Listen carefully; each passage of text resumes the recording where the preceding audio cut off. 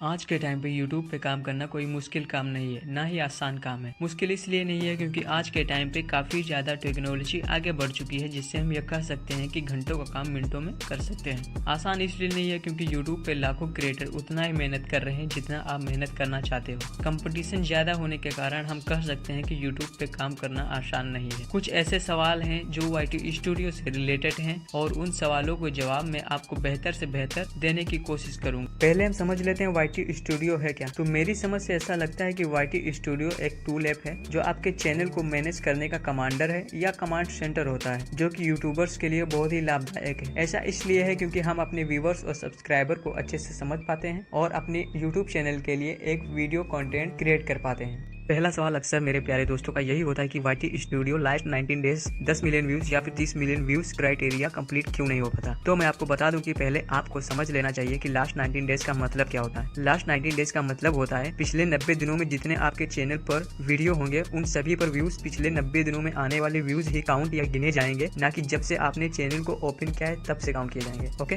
आपको दूसरी भाषा में समझाने की कोशिश करता हूँ। मेरे कहने का मतलब था लास्ट 19 डेज यानी आपको 10 मिलियन व्यूज या फिर 30 मिलियन व्यूज को कंप्लीट करने के लिए एक टाइम दिया जाता है जो कि आपका 90 दिनों का होता है। अगर आपको 90 दिनों में 10 मिलियन या 30 मिलियन व्यूज नहीं ला पाते हैं तो आपको फिर से 91 दिन से वही चीज रिपीट हो जाएगी। अब मैं आपको इंडियन स्टाइल में समझाने की कोशिश करता हूँ।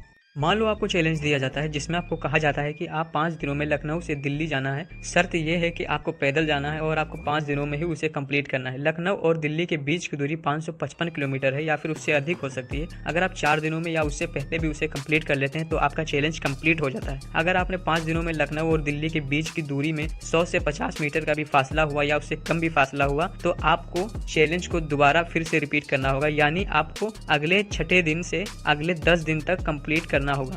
अगर आप फिर भी नहीं कंप्लीट कर पाते हैं तो आपको 11वें दिन से 15वें दिन तक उसी चैलेंज को कंप्लीट करना होगा, तभी आपका चैलेंज कंप्लीट होगा।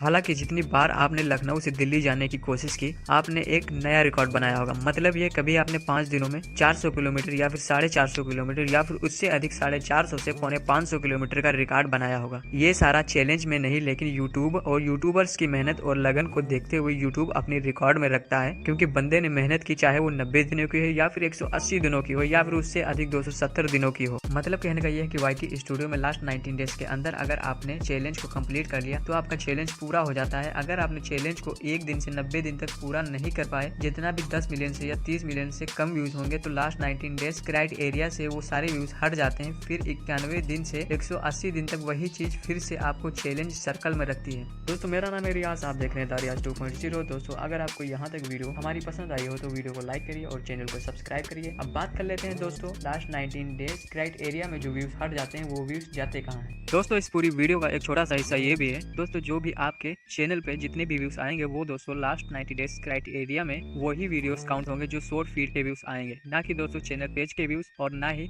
ब्राउजर फीचर के व्यूज गिने जाएंगे। दोस्तों, वीडियो अच्छी लगी हो तो लाइक करिए और हमारे यूट्यूब चैनल दारियाज 2.0 को सब्सक्राइब करना ना भूलिए। मिलते हैं अगली नेक्स्ट वीडियो में, तब तक के लिए बाय बाय।